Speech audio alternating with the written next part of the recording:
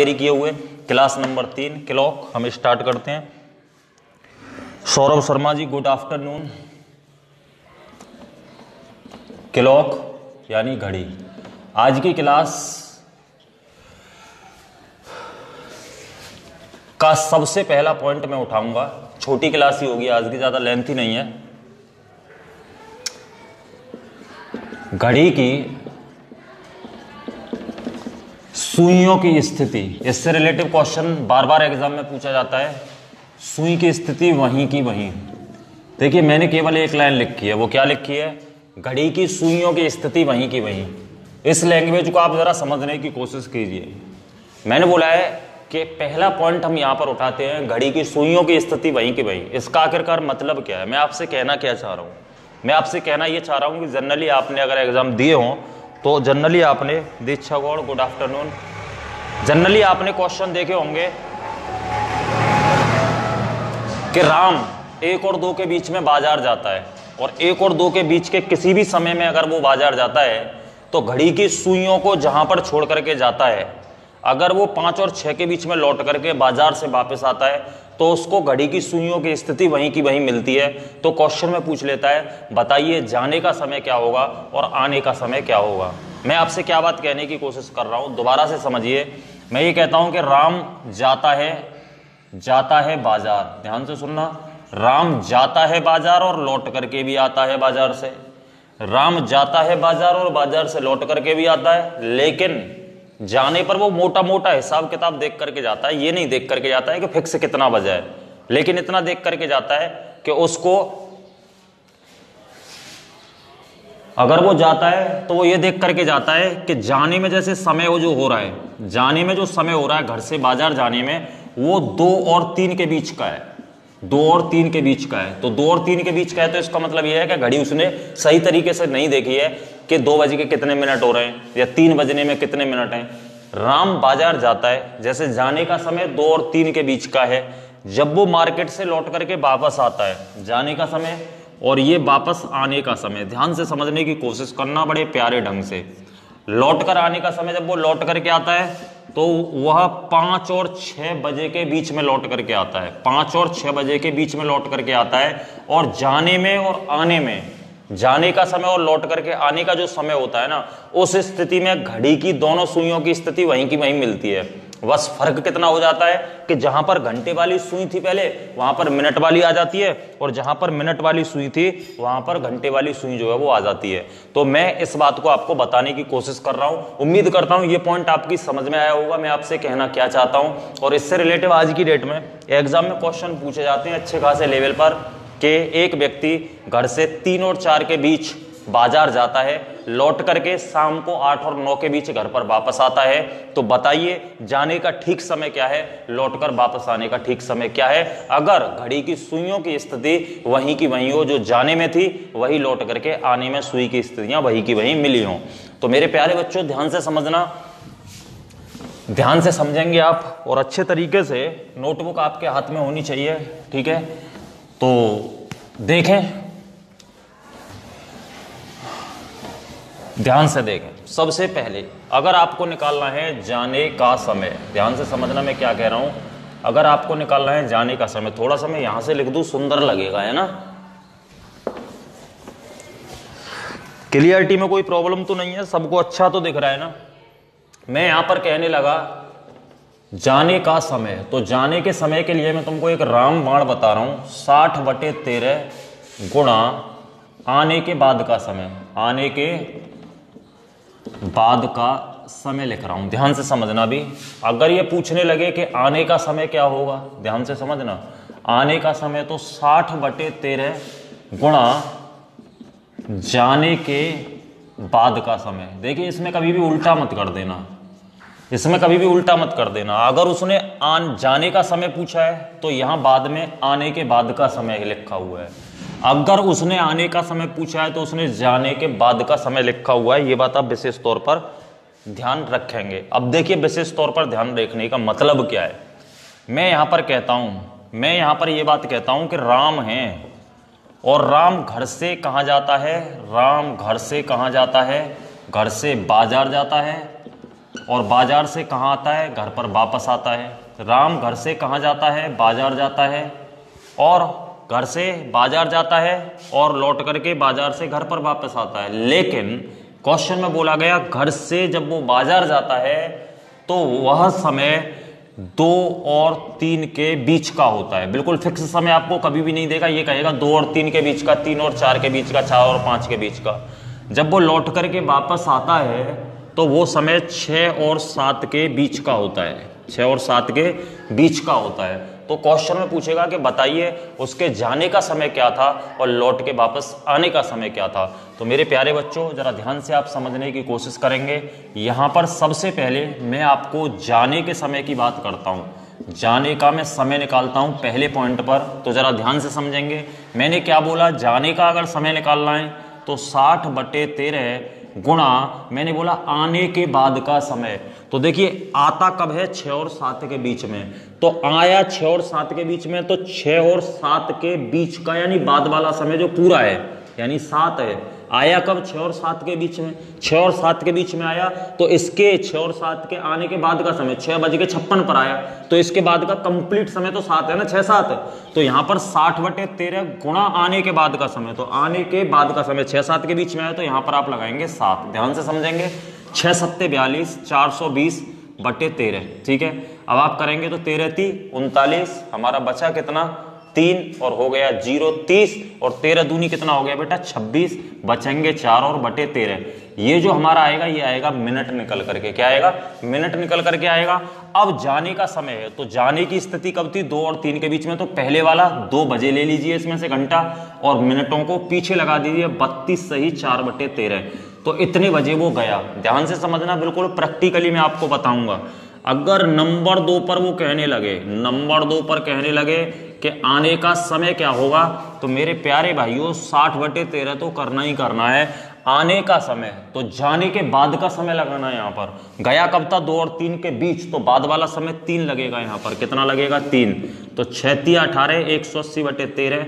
और अगर 13 से आप भाग देंगे, 13 × 1 = 13, 5, 13 1 × 13 5 और हमारा कितना हो गया? 13×3 = 39। बचा कितना? 11। 13×3 = 39, बचा कितना? 11 और बटे 13। यही होगा। तो ये मेरे प्यारे बच्चों ये जो वैल्यू है ये मिनट में है। अब इसने कब का पूछा है? आने का समय। तो आया कब? 6 और 7 के बीच। तो 6 वाले घंटे को ले लो। आया ये मिनट थी तो 13 सही 11/13 बजे। तो इतने बजे गया, इतने बजे आया। अब आप कहेंगे सर सुइयों की स्थिति वहीं की वहीं कैसे है? तो मैं आपको बिल्कुल ही क्लियरली बता रहा हूं कि सुइयों की स्थिति यों की तो कैसे है। तो जरा ध्यान से समझने की कोशिश करना। छोटी घड़ी बना देता हूं क्योंकि बोर्ड मैं बड़े पर पढ़ाता हूं। फिलहाल यहाँ पर जो बोर्ड है वो छोटा लगा हुआ है, उस वजह से भी मुझे प्रॉब्लम का सामना करना पड़ रहा है। मार्केट पूरी बंद है, ठीक है, बोर्ड भी लाया नहीं जा सकता है जैसा कि आप जानते हैं, लेकिन कोशिश कर रहा हूं। देखिए 12, 1, 2, 3, 4, 5, 6, 7, 8, 9, 10, 11। इनसे बोल देना शोर न करें, जा करके बोल देना कि शोर मत करो, क्लास चल रही है।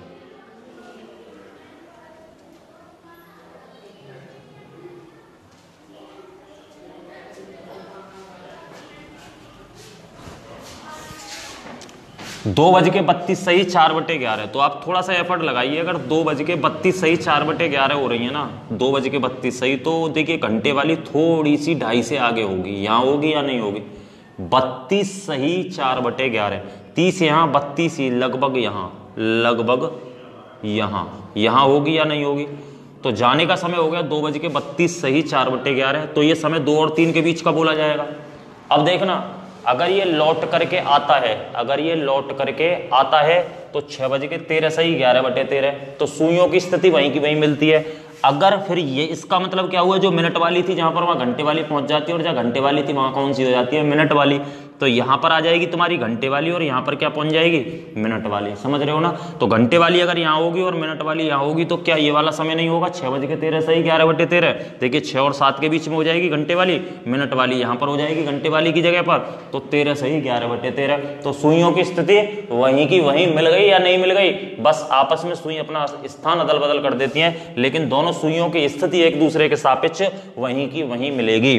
तो बताइए ये पॉइंट अगर क्लियर है तो मैं उसके उसके बाद आगे बढ़ता हूँ। एक बार मुझे कमेंट करिए, उसके बाद मैं आगे बढ़ता हूँ। तो फटाफट से मुझे कमेंट करिए, उसके बाद मैं आगे बढ़ता हूँ। प्लीज़ कमेंट कीजिए फास्ट कमेंट कीजिए, समझ में आया या नहीं आया, ठीक है।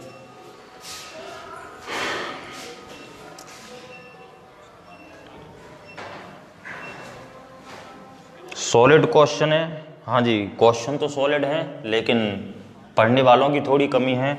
पब्लिक एजुकेशन जी, छोटे लेवल को लेकर के मुझे भी मज़ा नहीं आता है बोर्ड पर आने का, लेकिन सॉलिड तो सब कुछ होता है, लेकिन साथ बने रहो तो सॉलिड है, सीख जाओ तो सॉलिड है, अन्यथा नहीं है। एक और क्वेश्चन इसका एग्जाम्पल ले लेता हूँ। चलिए अब आप बताएंगे, मैं 2 क्वेश्चन इससे रिलेटिव कराऊंगा, कभी भी आपका नहीं फंसेगा कोई भी क्वेश्चन। अब जैसे मैंने कहने लगा राम है, चलिए यहीं पर लिखे देता हूँ, राम है, इसका बाजार जाने का समय जो है वो 3 और 4 के बीच का है, ध्यान से समझना। और इसका आने का जो समय है, आने का समय है वो 8 और 9 के बीच का है, कोई भी ले लो। जाने का समय 3 और 4 के बीच का है और आने का समय 8 और 9 के बीच का है। लेकिन जाने में जहाँ घड़ी की सुइयों को छोड़ करके गया था 3 और 4 के बीच में, लौट करके जब वो वापस आया तो 8 और 9 के बीच में भी घड़ी की सुइयों की स्थिति वहीं की वहीं देखने के लिए मिली। तो पूछा जाए बताइए जाने का समय, तो यहीं पर अब मैं शॉर्ट में ही करे दे रहा हूँ। जाने का समय निकालना है तो 60/13 तो लगाना ही है, लेकिन इनटू जाने का समय बता रहा हूँ। आने के बाद का समय, तो आने के बाद का समय 8 और 9 के बीच पूरा कंप्लीट 9 होगा, तो 6 निम 54, आपका जवाब होगा सर 540/13। 540/13, 13 चौका कितना हो गया 52, हमारे पास 2 बचा, 13 एकम 13, बचेगा हमारे पास कितना 7, तो 7/13। ये मेरे प्यारे बच्चों क्या है, मिनट। अगर मिनट है तो जाने का समय 3 और 4 के बीच का था, तो 3:41 सही 7/13 मिनट का समय हो जाएगा किसका, जाने का, ठीक है।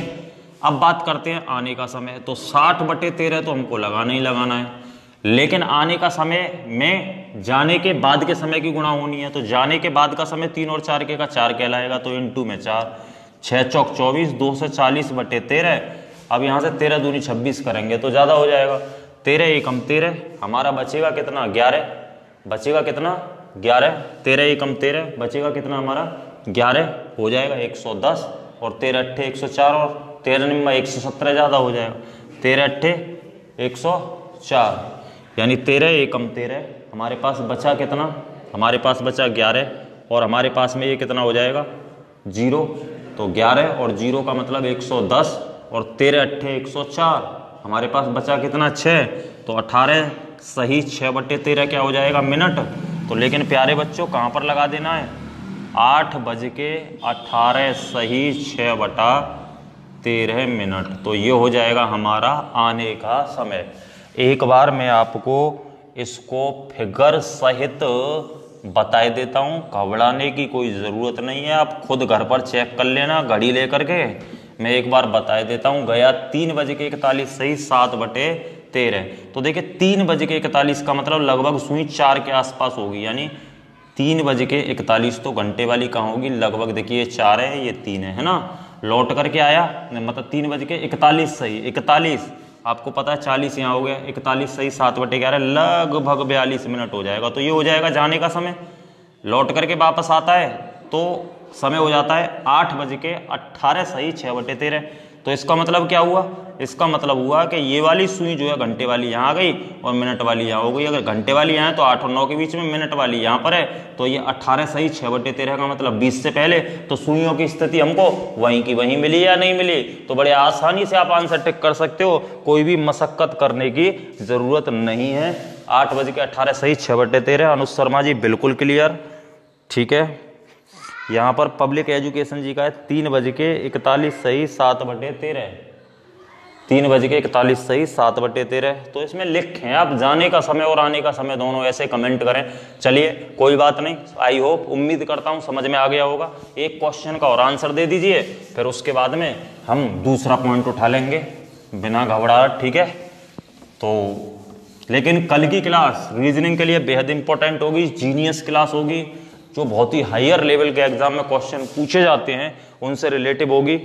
शेयर भी करो भाई, शेयर भी करो। हाँ, ये कमेंट आया आज़ाद मलिक जी का कि शेयर भी करो, तो यार शेयर करना तो काम होता है, हमें मोटिवेशनल कहाँ से आएगा, हाँ सोच करके देखो। लेकिन ये बात पक्की है कि जिस टॉपिक को आपको कराऊंगा आने वाली पीढ़ी भी याद करेंगी कि पापा जी ने कहीं से पढ़ा था और दादाजी ने कहीं से पढ़ा था, ठीक है। तो उस बात से आप बेफिक्र रहें, बिल्कुल जड़ से खत्म करके चलेंगे, गुंजाइश नहीं छोड़ेंगे, गुंजाइश नहीं छोड़ेंगे। एक और क्वेश्चन मुझे बता दीजिए, ठीक है। अब ये बोला गया 7 और 8 के बीच, यानी फिर ही राम लिखे देता हूं, लो राम अल्लाह एक ही है सब, यानी जाने का समय लिखे दे रहा हूं। जाने का समय जो है ना वो है 7 और 8 के बीच का, ठीक है। और आने का जो मेरे प्यारे बच्चों समय है ना, वो आने का समय है 10 और 11 के बीच का। तो बताइए जाने का करेक्ट समय और आने का करेक्ट समय, फटाफट से कौन फास्ट।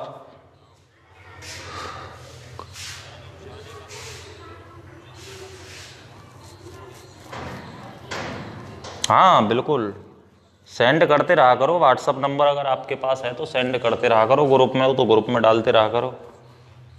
नंबर मैंने आपको दे ही रखा है पब्लिक एजुकेशन जी, सेंड कर दिया करो। अपना नाम लिख करके, अपने चैनल का नाम पब्लिक एजुकेशन या अपना नाम, शहर का नाम, ग्रुप में ऐड हो जाओ, PDF प्राप्त करो, जो आपको चाहिए लेते रहो, ठीक है। कोरोना वायरस में अगर सरकार खाना पीना बांट सकती है तो क्या हम शिक्षा नहीं बांट सकते हैं? बिल्कुल बांट सकते हैं भाइयों, अच्छे तरीके से बांट सकते हैं। थोड़ा मैंने अपनी स्पीड को कम किया है, लोग बताते हैं कि मेरी स्पीड ज़्यादा रहती है, वो उस वजह से मैंने काफ़ी ब्रेक लगाने की कोशिश की है। तो अभी रिजल्ट आना शुरू नहीं हुआ है, तो थोड़ा सा हम ही देख लेते हैं कि फिर रिजल्ट क्या कहता है इसका। और 7 और 8 के बीच हमने बोला जाने का समय 60/13 गुणा आने के बाद का समय तो लगेगा 11। कितना लगेगा? 11। और जब ये 11 लग जाएगा तो 11 छिंग 66/13, 13 पंजे 65, बचेगा हमारा 1, ना जाने की 0। 13 पंजे 65, 1 बचेगा, ना जाने की 0। तो 10/13 ये होंगी हमारी प्यारे बच्चों मिनट। तो इसका मतलब 7:50 सही 10/13 मिनट तो हो जाएगा उसका जाने का समय।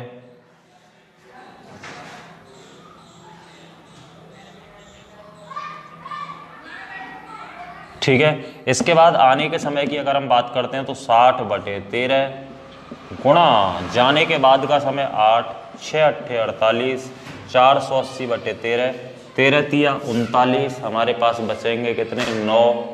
कितने बचेंगे? 9 90 हो जाएंगे, और 13 छिंग हो जाएंगे 78, बचेंगे कितने? 12/13। तो ये हो जाएगी हमारी मिनट। तो इसका मतलब 10:36 सही 12/13 मिनट। तो इस तरीके से क्वेश्चन पूछा जाता है। उम्मीद करता हूँ आपकी समझ में आ गया होगा। सतीश चाहर जी का कहना है 7:38/13, 7 सही 38/13, समझा नहीं? नहीं, 7 बजकर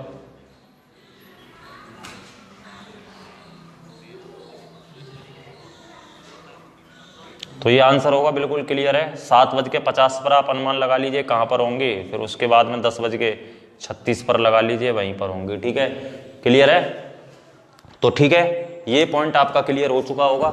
अब इसके बाद में हम दूसरी थ्योरी को लेकर के चलते हैं, और जो कि बेहद इंपॉर्टेंट है। और आज जो भी लाइव है उनसे मैं बता रहा हूँ कि मेरे प्यारे भाइयों, कल की क्लास में घड़ी की में ज़रूर लाइव रहना, क्योंकि कल की क्लास जो वो विस्फोटक क्लास है, जो कि बिल्कुल समझ लेना लास्ट का किसी भी टॉपिक से जो रिलेटिव क्लास होंगी वो सब किसी भी हायर लेवल के एग्जाम तक के क्वेश्चनों को लेकर के होंगी, जिसमें अर्थमेटिक आता है, चाहे वो एसएससी में मेंस है, चाहे वो CHSL है, चाहे वो LDC या कोई भी है, किसी से भी रिलेटिव है। लेकिन वो मैं लास्ट में ही क्लास दे पाऊंगा, क्योंकि शुरू में तो मैं उनका बेसिक कंप्लीट कराऊंगा।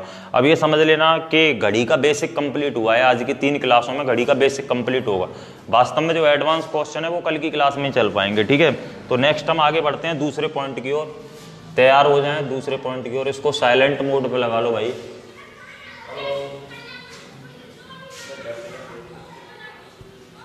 चलिए नेक्स्ट बढ़ते हैं हम आगे के पॉइंट की ओर। अब देखेंगे आप घड़ी में प्रतिबिंब बनना। घड़ी में प्रतिबिंब बनना, ठीक है। दर्पण में प्रतिबिंब बनना घड़ी के, ये थोड़ा सा हट गया है दिमाग। दर्पण में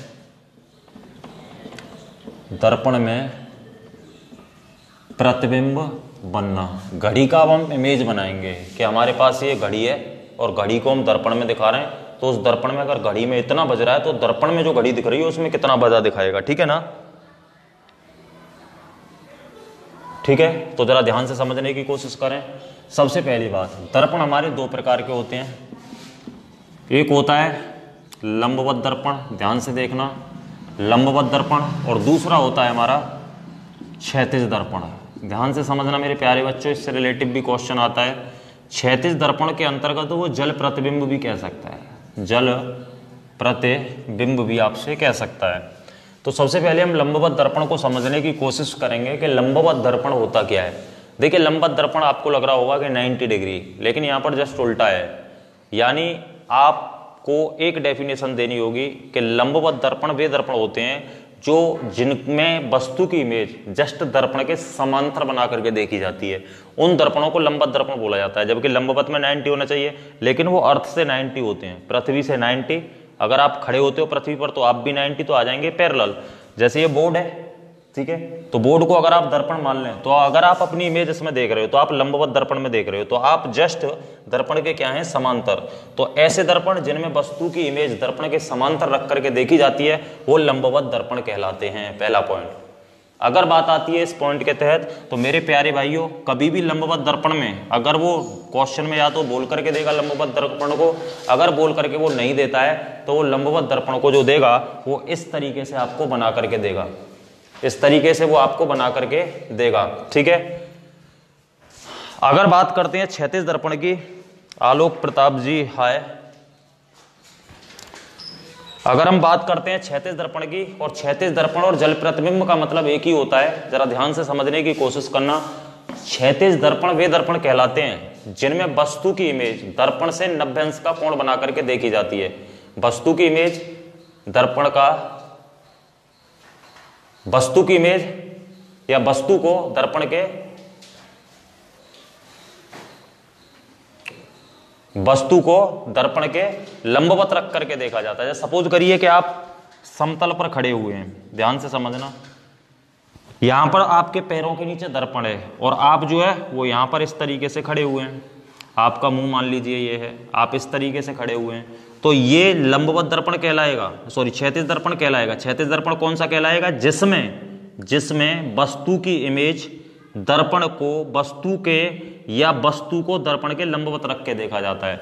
जैसे मैं कहने लगा मैंने छत पर दर्पण लगा दिया, छत से मेरी खोपड़ी 90 डिग्री बनाएगी तो वो क्षैतिज कहलाएगा। जो दर्पण पृथ्वी के समांतर हैं, जिनमें वस्तु को दर्पण के 90 डिग्री पर रख करके इमेज देखी जाती है, वो सब क्षैतिज दर्पण कहलाते हैं। इसी तरीके से अगर हम जल प्रतिबिंब की बात करते हैं तो जल प्रतिबिंब की भी स्थिति वही होती है कि जैसे आप जल के किनारे खड़े हो जाते हैं ना, तो आपने एक बात देखी होगी कि जल के किनारे खड़े होने पर आप जस्ट जल के ऊपर 90 डिग्री बनाते हुए होते हैं। तो समांतर जस्ट उल्टा, कोण 0 नहीं, बल्कि वस्तु और दर्पण के बीच जब कोण कितना बने 90 डिग्री, तो वो समांतर कहलाएगा क्योंकि पृथ्वी के समांतर आ जाएगा। जब वस्तु और दर्पण के बीच कोण बिल्कुल 0 हो तो इसका मतलब क्या होगा कि वो पृथ्वी के लंबवत हो जाएगा। तो ये बात आप ध्यान रखेंगे, क्षैतिज दर्पण लंबवत को ऐसे बना करके देगा और क्षैतिज को या जल प्रतिबिंब को इस तरीके से बना करके आपको देगा, ठीक है। अब यहां पर जरा ध्यान से समझें। सबसे पहला पॉइंट कि जब कभी भी हम लंबवत दर्पण की बात करते हैं तो लंबवत दर्पण में जब हम अपनी इमेज देखते हैं तो लंबवत दर्पण में दायां भाग बाएं दिखाई देता है। मैंने क्या बोला, दायां जो है बाएं दिखाई देता है, दायां बाएं दिखाई देता है और बायां दाएं, दोनों ओर मैंने तीर लगा दिया, समझ जाना, दायां बाएं और बायां दाएं। और ऊपर का जो होता है, ऊपर का ऊपर दिखाई देता है और नीचे का नीचे, ऊपर का ऊपर दिखाई देता है और नीचे का नीचे। अभी आप समझेंगे, फिगर से समझेंगे, नीचे का नीचे दिखाई देता है।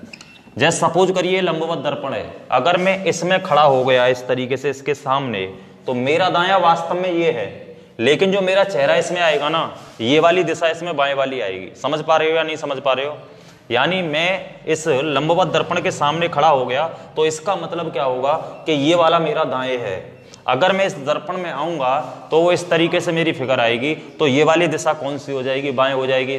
लेकिन पहले मेरा मुंह ऊपर था और इसमें जो इमेज आ रही है तब भी ऊपर है, पैर नीचे थे पहले अब भी नीचे हैं, तो इसका मतलब क्या हुआ कि दायां बाएं और बायां दाएं, और ऊपर का नीचे, ऊपर का ऊपर और नीचे का नीचे दिखाई देता है। एग्जाम्पल के तौर पर मैं थोड़ी सी आपको एक बात बता दे रहा हूं। जैसे देखो, ध्यान से समझना, ये हमारे पास के है, ठीक है, तो के है, अगर हम इसकी मिरर में इमेज देखेंगे ना तो ये दायां था, तो ये वाली इमेज ऐसे आएगी इसमें बाएं, समझ रहे हो ना। अगर हमारे पास एल है, एल, ठीक है, एल है हमारे पास, तो एल ये वाला भाग दाएं था, ये वाला भाग बाएं हो जाएगा, ऐसे एल आएगी इसमें, लेकिन ऊपर का ऊपर और नीचे का नीचे ही रहेगा, समझ रहे हो ना मेरी बात। लेकिन क्षैतिज दर्पण वे दर्पण कहलाते हैं जिसमें वस्तु का ऊपर का भाग नीचे दिखाई दे और नीचे का भाग ऊपर, और नीचे का भाग ऊपर, ऊपर का भाग नीचे, लेकिन दाएं दाएं और बाएं बाएं, और दाएं का दाएं और बाएं का बाएं तभी पॉसिबल है जब मुंह की स्थिति क्या हो, बिल्कुल एक ही दिशा में। अगर आप लंबवत दर्पण में देख रहे थे तो जो मेरी इमेज दिखाई दे रही है उसका मुंह तो इधर होगा, लेकिन मेरा मुंह इधर है, आमने सामने जब मुंह हो गए तो बिल्कुल दायां बायां परिवर्तित हो जाएगा। लेकिन क्षैतिज दर्पण की अगर हम बात करते हैं तो ऊपर का नीचे हो जाता है, नीचे का ऊपर, लेकिन मुंह की डायरेक्शन सेम। जैसे एग्जाम्पल में मैं कहने लगा कि आप जाकर के खड़े हो जाते हैं किस पर, पानी के किनारे पर। अगर आप पानी के किनारे पर खड़े हो जाएंगे तो पानी के किनारे पर खड़े होने पर आपकी पानी में जो इमेज दिखाई देगी ना, उसमें आपके पैर क्या कहां थे, नीचे, लेकिन उसमें आप पानी में नीचे लटके हुए नजर आएंगे, जिसमें पैर ऊपर होंगे और मुंह नीचे है। और आपका जो मुंह था, जिस दिशा में आप मुंह करके खड़े थे ना उस पानी के किनारे, उसमें भी मुंह इमेज का भी उसी दिशा में होगा।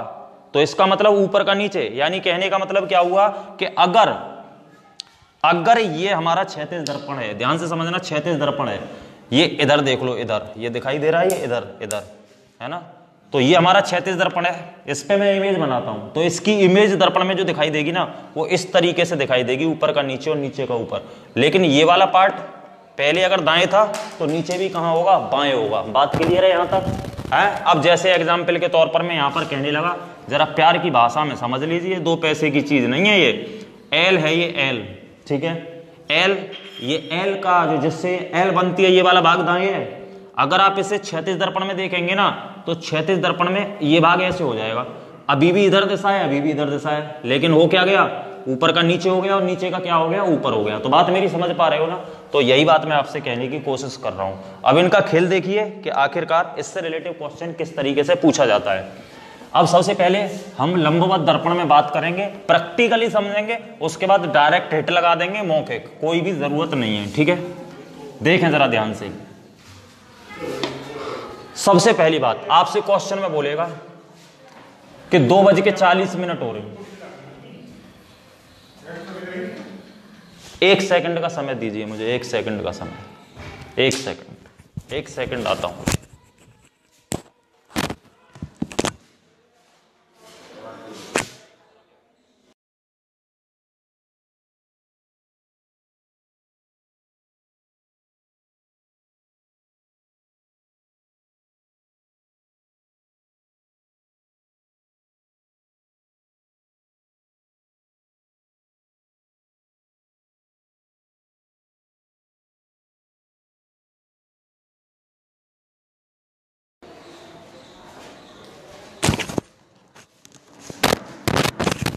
बैक।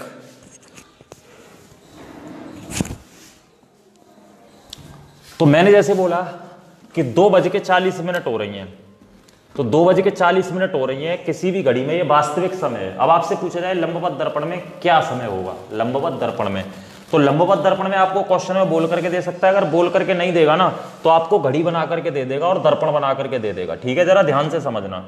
और जो घड़ी और दर्पण बना करके देगा ना उसमें बिल्कुल सिमिलर देगा। कभी भी ध्यान रखना, क्वेश्चन अगर पेपर में आएगा ना तो कभी भी घड़ी पर ना इस तरीके से, जो लोकल कंपनियों की घड़ी होती है ना उन पर जो नंबर डले हुए आते हैं आपने देखे होंगे, 12, 1, 2, 3, 4, 5, 6, इस तरीके से कभी नंबर नहीं आएंगे। उसका रीजन है, मैं बताऊंगा क्यों।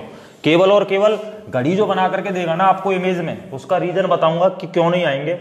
घड़ी जो बना करके देगा ना, जो हाई स्टैंडर्ड टाइटन है, ये सारी घड़ी हैं, HMT, सोना है, तो उस पर क्या होता है, देखो 12 वाला बड़ा होता है, 6 वाला बड़ा होता है, 9 वाला 3 वाला, फिर ये छोटे छोटे, फिर ये छोटे छोटे, है ना, यही रेखाखंड होते हैं ना। तो इसका मतलब क्या हुआ, इधर से इधर पलट दो, इधर से इधर पलट दो, तो एक जैसे ही नजर आते हैं। लेकिन अगर 12 1 2 3 4 5 6 होगा, इधर से होगा तो इधर वाला 9 वो इधर चला जाएगा, अंक उल्टे सीधे हो जाएंगे। तो केवल वो इसी तरीके से आरेख बना करके घड़ी को देता है। बात क्लियर। इधर मैंने घड़ी बना दी है, ये वाली घड़ी पॉलिश वाला भाग है ये दर्पण में, इधर घड़ी जहां से रखी हुई है, ध्यान से समझने की कोशिश करना है ना। पहले डायरेक्ट नहीं, पहले पूरा बेसिक, उसके बाद डायरेक्ट। मेरे साथ जुड़े भाई जिसको बिल्कुल बेसिक से लेकर के शॉर्ट तक की जानकारी चाहिए भाई। 2:40 हो रही है, तो आपका जवाब होगा सर 2:40 हो रही है तो घंटे वाली तो भैया 2 और 3 के बीच में होगी। अगर 40 हो रही है तो आपका जवाब होगा साहब ये वाली सुई जो होगी वो जस्ट 8 पर होगी। बात सहमत हो।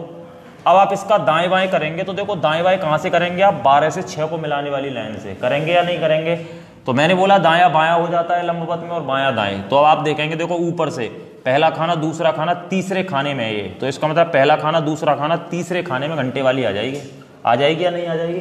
तो तीसरे पहला दूसरा तीसरे में घंटे वाली आ गई, कोई दिक्कत वाली बात नहीं होनी चाहिए। यहां तक क्लियर है। इसके बाद हम देखते हैं पहला खाना दूसरा तीसरा चौथे पे करेक्ट है बाएं, तो पहला दूसरा तीसरा चौथे पे करेक्ट आ जाएगी दाएं, तो चौथे पे करेक्ट आ जाएगी दाएं। तो यहां पर जो समय होगा वो कितना होगा, आपका जवाब होगा सर 9:20 होगा। लेकिन यहां पर कितना है, तो आपका जवाब होगा सर 2:40 है। तो क्वेश्चन की लैंग्वेज क्या बनेगी कि अगर घड़ी में वास्तविक समय 2:40 हो रहा है तो लंबवत दर्पण में उसका प्रतिबिंब समय जो होगा वो आपका क्या होगा। तो ये तो मैंने आपको प्रैक्टिकली बता दिया, लेकिन लंबवत दर्पण में आप ध्यान रखना सही समय को 12 बजे से घटाना। क्या लिख रहा हूं मैं, सही समय को कितने बजे से घटाना, 12 बजे से घटाना। अगर आप सही समय को 12 बजे से घटाने में कामयाब हो गए तो आपका सीधा आंसर आ जाएगा। अब देखो घटाने की कोशिश, सही समय 2:40 था, सही समय 2:40 था, 12 बजे से आप माइनस करो। देखें इधर ध्यान से, 12 बजे से माइनस करें सही समय 2:40 को, ठीक है 2:40 को आपने माइनस किया, घंटा से यहां मिनट हो जाएंगी, 60 में से 40 गया 20 या 11 बचेंगे, 11 में से 2 गया तो 9। और यही बात मैं आपको बता रहा हूं कि 9:20 हो चुकी है। तो लंबवत दर्पण में आपको मशक्कत करने की जरूरत ही नहीं है। मैंने तो आपको ये प्रैक्टिकली बताया है कि ऐसा होता है, क्योंकि जब हम रीजनिंग में आगे पढ़ेंगे ना तो वहां पर मिरर इमेज आपकी आएंगी, उनको भी हमको पढ़ना पड़ेगा। तो यहाँ पर हेल्पफुल होगा वो मिरर इमेज जब हम कराएंगे तो उनमें ये सारी बातें निकल करके आएंगी। तो 9:20 हो गया पहला पॉइंट। तो हमने क्या सीखा, लंबवत दर्पण में अगर हमको प्रतिबिंब समय ज्ञात करना है तो हम उसे 12 बजे से घटा देंगे। अगर समय ऋणात्मक आता है तो आप 24 बजे से घटा देना रेल वाली घड़ी से। अगर समय ऋणात्मक आता है तो 24 बजे से घटा देना रेल वाली घड़ी से। अब जैसे मैं कहने लगा, एग्जाम्पल के तौर पर आप जरा ध्यान से समझना, इसी के अकॉर्डिंग बता दे रहा हूं। एग्जाम्पल के तौर पर कहने लगा जी 12:20 हो रही है, वास्तव में कितनी हो रही है, 12:20, ठीक है। अब 12:20 हो रही है तो बताइए हमारा प्रतिबिंब समय जो होगा वो क्या होगा लंबवत दर्पण में। तो देखो मैंने बताया इसी वाले पॉइंट से दाएं बाएं होना है, तो पहले खाने दाएं है तो आपका जवाब होगा सर पहले खाने घंटा वाली बाएं आ जाएगी। 1 2 3 चौथे नंबर पर है दाएं, तो 1 2 3 चौथे नंबर पर यहां आ जाएगी। तो आपका जवाब होगा साहब क्या होगा, आपका जवाब कि 11 बज के कितना हो रही है, 11:40 हो रही है। कब हो रही है, जब हमारी 2:20 हो रही थी, 2:20 हो रही थी, जब हमारी 12:20 हो रही थी। एक सेकंड, 12:20 जब हमारी हो रही थी, 12:20 हो रही थी तो हमारी हो कितनी रही है, 11:40 हो रही है ना। अब आप कहेंगे कि सही समय हमारा 12:20 था, तो अगर हम इसको घटाने की कोशिश करते हैं 12 से, तो 12 से 12:20 को घटाएंगे नेगेटिव हो जाएगा। तो आप इसे 24 से घटा दो मेरे प्यारे भाइयों, 24 बजे से घटा दो आप इसे, 24 बजे से, 24 से 12:20 कर दो। लो 24 से घटाओ आप इसे 12:20 को, अब तो नेगेटिव नहीं आएगा, तो 12:20 को घटाएंगे 60। बार बार बड़ा ही बनता जा रहा है यार, यहां पर कर देता हूं कोई दिक्कत नहीं है। 12:20 से 24 से 12:20 को घटा दो तो क्या कहेंगे, 60 में से 20 गया 40 हो जाएगा। यहाँ कितने बचे 13, 13 में से 12 गया तो कितना हो जाएगा 11, तो 11:40। 2 पॉइंट आपको याद रखने हैं, तीसरा कोई याद ही नहीं रखना है, ठीक है। तीसरा पॉइंट कोई याद ही नहीं रखना है। कल देखेंगे पब्लिक एजुकेशन जी, बुरा मत मानना, कल देखेंगे कि किसका आंसर क्या आएगा कल की क्लास में, ठीक है। यहाँ तक तो लगभग सब कर ही लेते हैं। तो ये लंबवत दर्पण में प्रतिबिंब समय ज्ञात करने के लिए आप केवल ध्यान रखेंगे सही समय को 12 बजे से घटा दो, अगर समय ऋणात्मक आता है तो उसे 24 बजे से घटा दो, ठीक है। आपका आंसर सही आ जाएगा। अब थोड़ा सा हम बात करते हैं क्षैतिज दर्पण के बारे में, ठीक है। किसके बारे में बात करते हैं? क्षैतिज दर्पण के बारे में। तो मेरे प्यारे बच्चों, क्षैतिज दर्पण में अगर हम बात करें क्षैतिज दर्पण में, तो जरा ध्यान से समझेंगे। क्षैतिज दर्पण में कभी भी अगर प्रतिबिंब समय ज्ञात करना है ना, तो आप सही समय को ना आप जो है 18:30 से घटा देना, 18 घंटे 30 मिनट से घटा देना,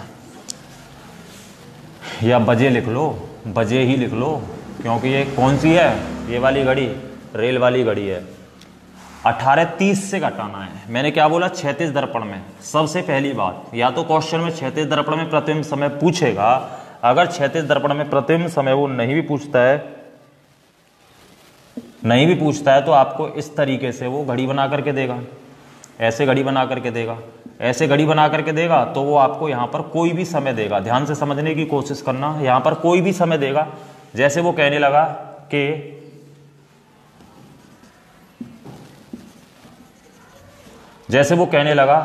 2:50 हो रहे हैं इस वाली घड़ी में, तो आपका जवाब होगा सर 2:50 हो रहे हैं। तो आपका जवाब होगा, देखो जी घंटा वाली तो यहाँ है और मिनट वाली के बारे में बात करते हैं तो ये यहाँ पर है, तभी तो 2:50 हो रहे हैं। अब यहाँ ऊपर का नीचे, नीचे का ऊपर किससे करेंगे हम? 9 से 3 को मिलाने वाली लाइन से। तो 9 से 3 को मिलाने वाली लाइन से करेंगे। तो जरा ध्यान से देखना, हमारी इमेज जो है वो क्या निकल करके आएगी, उसको जरा ध्यान से समझना। कि देखो ये इससे ऊपर, देखिए ये वाला 3 और 9 था, देखो 3 और 9 था। ये हमको पता चल रहा है कि इससे पहला खाना ऊपर है घंटे वाली, तो इससे पहला खाना नीचे आ जाएगी घंटे वाली। मिनट वाली इससे एक खाना ऊपर है, तो मिनट वाली एक खाना कहाँ आ जाएगी? नीचे। तो आपका जवाब होगा सर कितना समय हो गया? तो 3:40 हो गया या नहीं हो गया? लेकिन 3:40 हो गया या नहीं हो गया? 3:40 हो गया। अब ये सब का यूज नहीं करना है, अब सीधा 18:30 से घटा दीजिए सही समय 2:50 को घटा दो, 2:50 को घटा दो। यहां से 30 में से 50 तो जाएगा नहीं, या घंटे की दहाई लेंगे, 60 और 30 कितना हो जाएगा? 90 में से 50 गया तो आपका 40 बचेगा, यहाँ रह जाएगा 17 घंटा। 17 में से 2 गया तो हमारा हो जाएगा 15:40, और 15:40 को रेल की भाषा में 15:40 कहते हैं, अपनी भाषा में 12 से 3, तो 3 बज के में से 40 नहीं कहेंगे 15:40 को। तो यही बात मैं आपको बताने की कोशिश कर रहा हूँ, ठीक है। तो क्लियर होगा मेरे हिसाब से, समझ में आ ही गया होगा। सीधा क्षैतिज दर्पण में 18:30 से 18:30 से आपको घटा देना है, कोई भी समय हो। जैसे आपसे पूछा जाए कि बताइए, आपसे पूछा जाए कि 9:35 हो रही हैं, तो 9:35 हो रही हैं, पूछा जाए क्षैतिज दर्पण में सही समय क्या होगा, तो कोई ज्यादा मशक्कत नहीं करनी है। 18:30 में से 9:35 को आपको घटा देना है। आपको पता चल रहा है क्या 30 में से 35 चला जाएगा? बिल्कुल नहीं, 5 और चाहिए, दहाई लेंगे तो 60 हो जाएगा, तो यहाँ 55 ही तो बचेंगे। अरे 90 में से 35 घटा दो यार, कितने बचेंगे? 55 बचेंगे या नहीं बचेंगे? घंटे से मिनट होगी, 60 हो गई, 30 है, 90 हो गया। 90 में से 35 घटा दो, 90 में से 30 ही घटा दो, 60 हो गए, 5 और घटा दो, 55 हो गए। यहाँ पर कितना बचा आपका? 70 है। 17 में से 9 गया, 8:55 होंगे। प्रतिबिंब समय बना करके दिखाऊं? लो बना करके दिखाता हूं। देखो इधर देखो, छोटी घड़ी के साथ बना रहा हूं भाई, इधर बना देता हूं।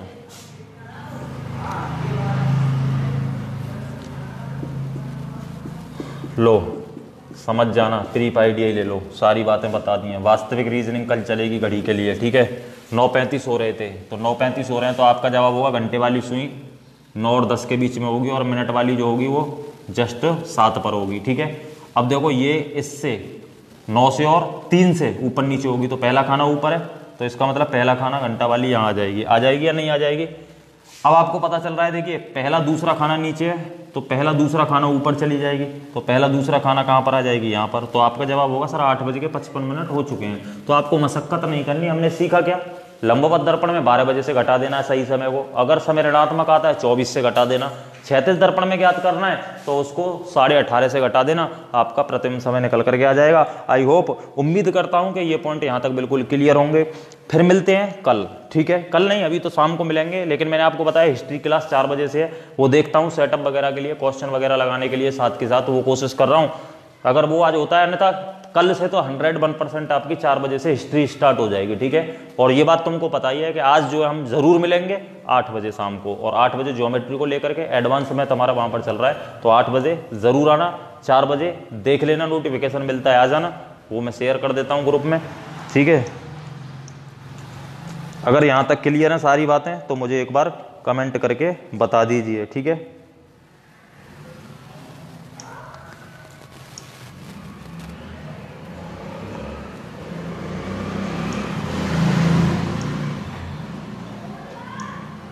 अरे मिस्टर पब्लिक एजुकेशन जी, आपका जो ये क्वेश्चन है ये मैंने देख लिया है, ये तो तुम खुद ही कर लोगे। इसमें ये अब की बार जो चलेगा वेन डायग्राम और उसमें सेट थ्योरी में इनको खुद कर लोगे, इनमें क्या प्रॉब्लम है, ठीक है। तो अभी इन क्वेश्चनों के लिए थोड़ा वेट कीजिए, केवल और केवल जो टॉपिक चल रहा है उससे रिलेटिव क्वेश्चन पूछने की कोशिश कीजिए। बाद बाकी अगर आपको चाहिए ही चाहिए तो मैं सॉल्व करके आपके लिए डाल दूंगा आपके व्हाट्सअप नंबर पर, लेकिन ये आउट ऑफ टॉपिक है अभी, ऐसी कोई बात नहीं है, बताने में मुझे कोई प्रॉब्लम नहीं है, लेकिन ये सब आगे आ जाएंगे, कोई दो पैसे के क्वेश्चन नहीं है, ठीक है। तो फिर मिलते हैं जरूर। अभी तक यार जितने भी लाइव हैं उनका ये भी फर्ज नहीं बनता है कि वो लाइक भी कर दें, ठीक है। तो मिलते हैं फिर 8 बजे तो पक्का, बाद बाकी 4 बजे का वक्त बताएगा।